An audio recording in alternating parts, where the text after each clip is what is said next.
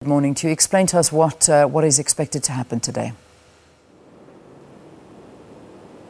Well, a very good morning, Chileanne. As you rightly pointed out, a very big day today in the Life Esidimeni Arbitration hearings as the former Gauteng Health MEC, Gadani Mahlangu, finally takes the stand. And in fact, Leanne, there's extra security that has been put in place just outside the tent that had been erected for these hearings to take place. But I think some of the pertinent questions that Gadani Mahlangu would need to begin answering here at these hearings is why she went ahead with this project, for example, after she had had several warnings from experts as well as family members that this could turn into a disaster. You'd recall that during several meetings that were held between Mahlangu and the family members, they'd cautioned against the move and had also begged to such an extent that they even said that they would even pay for half of the costs to Life Esidimeni. That's how desperate they were to keep their loved ones there. Some of the other pertinent questions would also be why she did not stop the project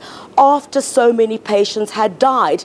Those are some of the things that we're expecting her to be quizzed on here at the hearings as well. And according to the Democratic Alliance as well, who believes that she lied to the Gauteng legislature with regard to the number of patients that would be moved. The DA, for example, says she had told the Gauteng legislature that just close to 600 patients would be moved, but in fact it was more than 1,000 as well. And one of the issues, Leanne, just before I wrap up, that really came to light in these hearings as well, is that we heard from several of those who gave testimony that there was an element of fear for Gadani Mahlangu. You'd recall as well the project leader, Levi Masanochi, indicating that Gadani Mahlangu simply would not listen when she was told by several experts and senior officials within the department that this was the wrong move to make. So we really want to hear from Gadani Mahlangu as well. You'd recall the Health Ombudsman's findings as well also found that there'd been an element of fear for her and that she simply would not listen.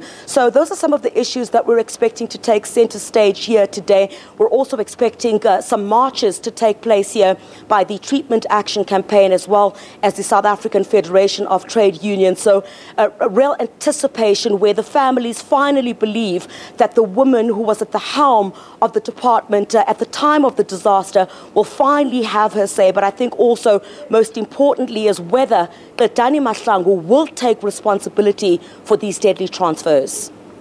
All right, thanks very much, Griselda Lewis. We'll be crossing back to her at 25 minutes before 7, so before 8, I beg your pardon, so that we can get a more comprehensive update of what to expect today and timing as well.